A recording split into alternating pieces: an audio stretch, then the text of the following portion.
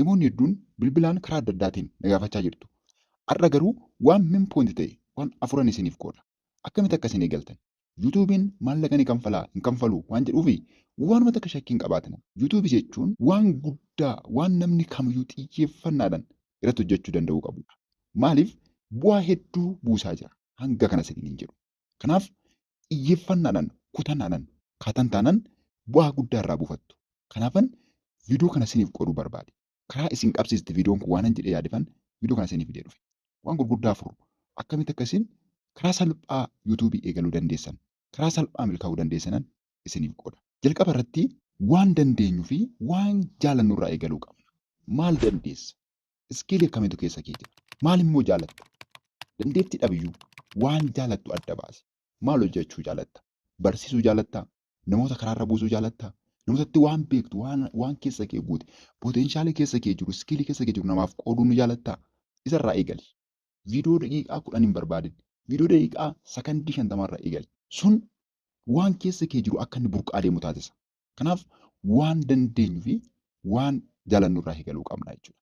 Keessumaa waan jaalattan irraa yoo kaatanii waan jaalattan sana qorattanii, gaafattanii, barattanii gara viidiyootti jijjiirtanii yuutuubii irratti maxxansitanii maallaqa irraa argachuu dandeessu. Waan jaalannu irraa eegalluun isiniin jedha. Dursinee adda baasuu qabna. Maalan jaaladhaa?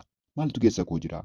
Maa inni fedhiin waan jedhu irraa yoo eegaltan karaan isiniif salphata. Inni lammaffaan waan harkaa qabdan irraa eegala. Maal harkaa qabda? Beekumsa harkaa qabda taanaan beekumsuma harkaa qabdu irraa eegali. Maatiriyaalii yoo ta'e immoo fakkeenyaaf bilbila harkaa qabdu qofaan yoo eegalte milkaa'uu dandeessa. Kana jala muree ta'e isiniif maayikiraafoonii malee, kaameraa malee, bilbila lama otoo hin ta'in bilbila tokkotti fayyadamtanii akkamitti bilbila tokko fayyadamnee viidiyoo ediitii akka goonu isinii hojjedhee jira viidiyoo isaa. Akkamitti akka bilbila fakkeenyaaf gaafan akka kanatti bilbila irraa waan isinitti agarsiisaa jiru seenaa. Editingiidhaan akkana ta'e malee.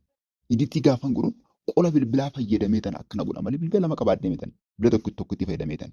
Kanaaf waanuma harkaa qabdu bilbila tokkotti harkaa qabaannaan gahaadha. Maayikiraafoonis hin barbaachisu sa'aatii kanatti yoo qabaatte bitachuu dandeessa. Garuu warra bilbila tokkotti kanaan akkam godhiin hojjechuu danda'a jettanii gaafin keessa keessan gooteef bilbila tokkotti fayyadamtee sanumaan waraabdee sanumaan editii gootee sanumaan gargaaramtee bu'aa guddaa irraa buufachuu dandeessa. Waan harkaa qabdurraa, waan sirka jiru, waan harka kee keessa jirurraa jalqabi. Inni sadaffaanii yooman eegalaa waan jedhuuf boruun eegalaa waggaa dhufu yeroon barumsa xumure yeroon achi ga'e hin jedhin amma eegali hamma sa'aatii viidiyoo kana ilaalaa jirtu keessa kee bulchi.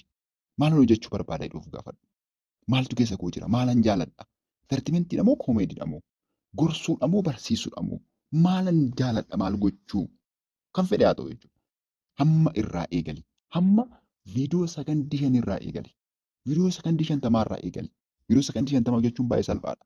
Waan harkaa qabdu waan harka kee keessa jiru fayyadami jechuudha. Waan harka kee keessa jiru. Intarneetii waayifaa yoo dhabde daataa bilbila kee irraa qabdu fayyadami. Bilbila biraa yoo dhabde bilbila tokko keessa irra jiru sana fayyadami. Har'uma viidiyoo kwaalitii guddaa qabu maxxansan jedhin waanuma dandeessu maxxansi. Dhaabbanni yuutuubii kun namoota pilaatfoormii duwwaa miti. Taalentii keessa kee jiru barbaadu akka ati burqisiistu fedhu. Inni biraanii fageessinee yaaduu danda'uu qabna. Namni pilaatfoormii kanarraa yookiin yuutuubii irraa maallaqa argachuu kan danda'u, namni onlaayinii irraa maallaqa argachuu danda'u, warra sobaa osoo hin taane warra waa namaa kanfaluu danda'an, jireenya namaa geeddaruu danda'an irraa namni maallaqa argachuu danda'u, nama fageessee arguu danda'u, nama ija fagootti arguu qabu. Har'a viidiyoo tokko gaafa maxxansitu viidiyoon sun maallaqa waan siif dhusitti fakkaachuu dhiisuu danda'a. Fageessitee argite taanaan guyyaa takka jireenya kee geeddaruu danda'a. Ofii koo waan argeef jechuudha. Kanaaf fageessitee ilaaluu danda'u yookiin arguu danda'u qabda. Rakkachuu dandeessa. Si mijachuu dhiisuu danda'a. Yeroo dhabuu dandeessa.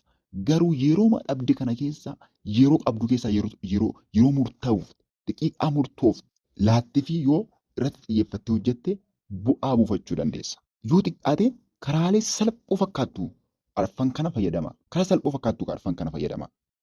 Waan dandeessuuf waan jalattu irraa eegali waan harkaa qabdu fayyadamee jalqabi. Hammuma sa'aatii hamma qabdu kana jalqabi.